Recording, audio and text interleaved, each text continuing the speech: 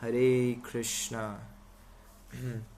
A devotee asked me to make a video on depression. Depression is a very serious issue, especially for young devotees and for many devotees. Depression comes from the fact that we had something, we lost it, or we had this idea, or we were looking forward to some fruits and we never got the fruits of our actions. So it actually stems down from expectations. The main reason why people actually go into depression is because their expectations weren't met, or they had made some plans.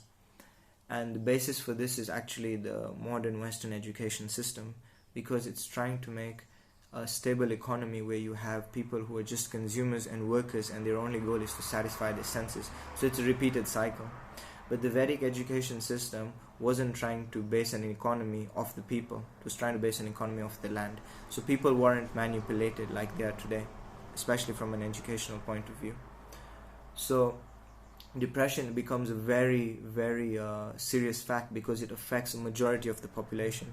As a person who works in the financial sector, it's a fact that the financial system has been designed to only favor the select few. This is how it's always going to be, especially during this Kali Yuga, because it's been designed, the economy has been designed that way from a few hundreds of years ago, and if you get into that's another topic. So basically it's designed for that, right? We might all think, oh, we've been told to take loans and buy houses and do all these things and save money, put it in the bank, but it's all just a part of making the rich get richer. This is how it is. That's a very complex. We'll talk about that in financial for devotees. So basically what happens is that because the modern education teaches you to keep dreaming, to have so many expectations, and you can't fulfill those expectations, or they don't get fulfilled to the liking you have, then you get distressed. Number two, there is no support. You don't have a support system on which you can rely. People are not so close to each other anymore. Everybody is very diplomatic with one another. Let's take an example to the temple. Everyone's like, Haribol Prabhu, how are you doing? I'm good, everything's fine, so jolly. So by the time you get home, you're thinking, oh, I'm the only one with the problem, But actually, if you become friends with any good devotee, or you go and stay with a devotee, let's say for a few days, you're going to find out they have more problems than you had.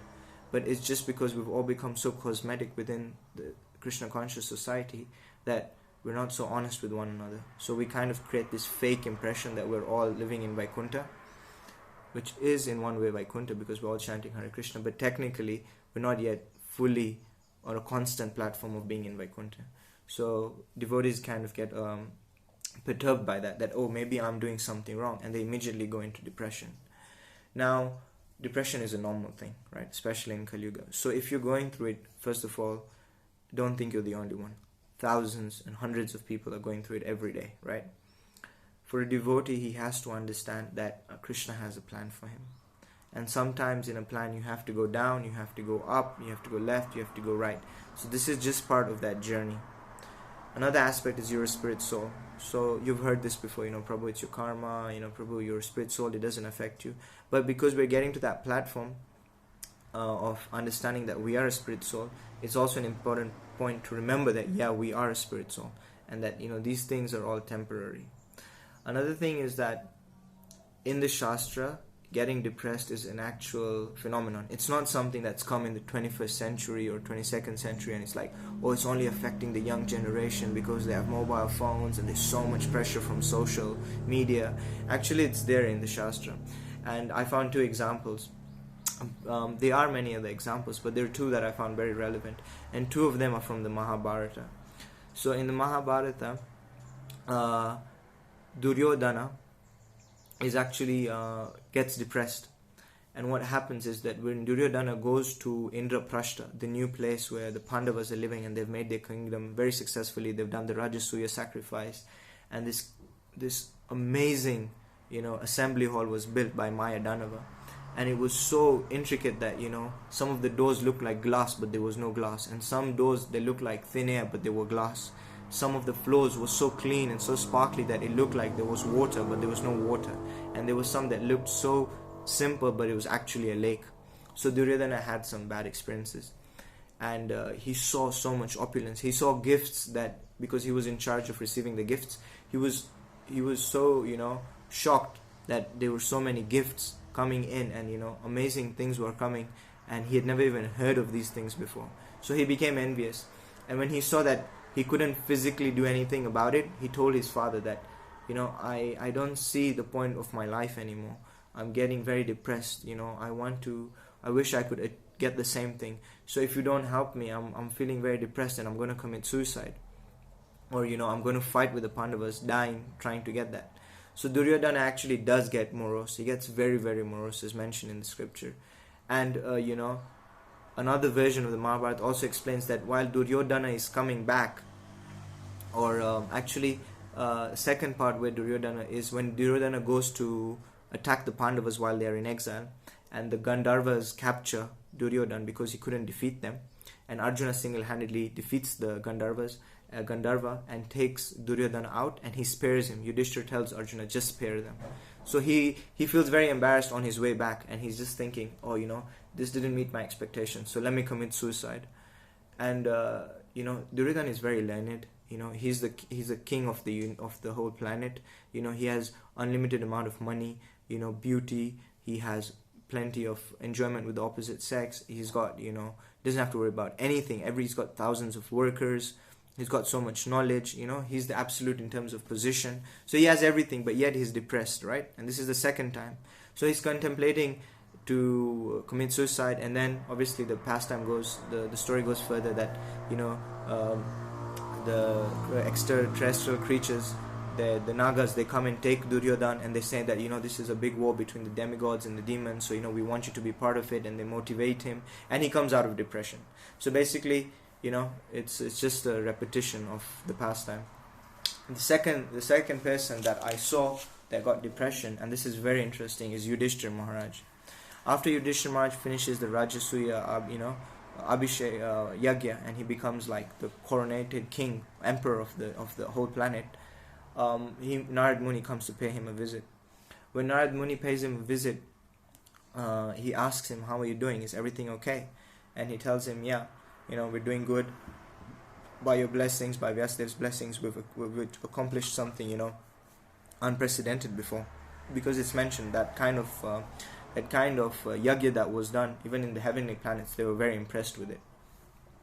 So Narad Muni tells him that, from now on, you should each spend a secluded amount of time with Draupadi, and the other shouldn't. You should make that rule, because, if the brothers fight amongst themselves, and he gives an example, which I won't get into, is that, you'll have an issue between the brothers. So to keep unity, you should follow this rule, that if any other brother comes to see when one of them is talking to the wife, then they should take 1 year of exile or 1 year of austerities. And it happens to Arjuna, but we won't get into that.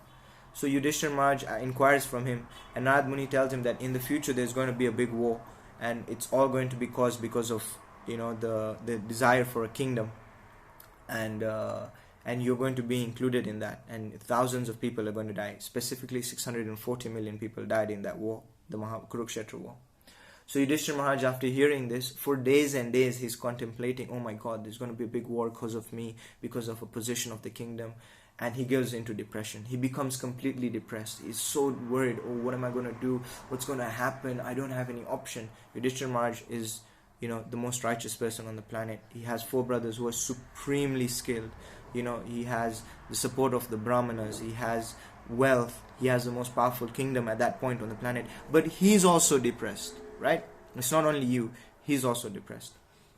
So Yudhishthira Maharaj then decides to take some vows, which actually end up building part of the story. And one of the vows is that I will never disagree to the instructions of my superiors. And that's why Duryodhana tells Dhritarashtra that you should call him for the gambling match. And that's why Yudhishthira Maharaj doesn't refuse, because he takes a vow in order to, he thought that this is my plan, I will stop the war by following whatever my elder says, but actually is the cause of why the war happens.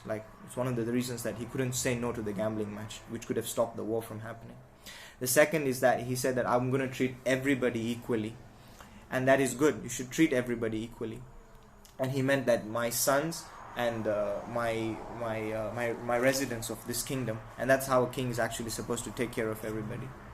So I won't go much further into that. But the point here I'm trying to say is that depression is something that is happening very frequently, and it's happening to everyone.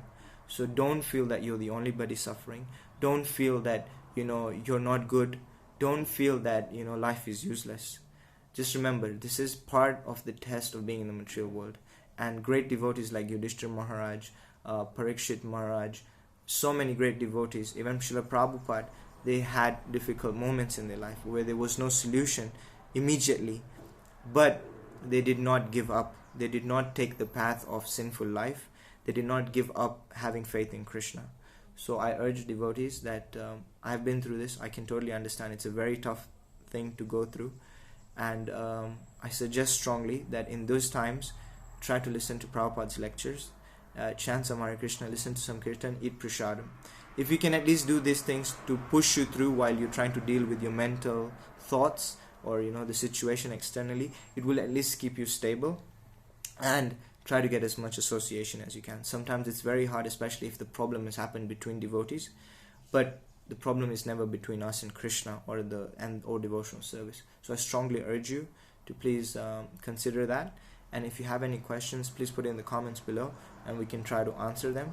And we're just trying to help give a little attention and some help to any devotees who have any specific problems, so we can help you grow and make progress on your devotional service. Thank you very much. Srila Prabhupada Ki Jai.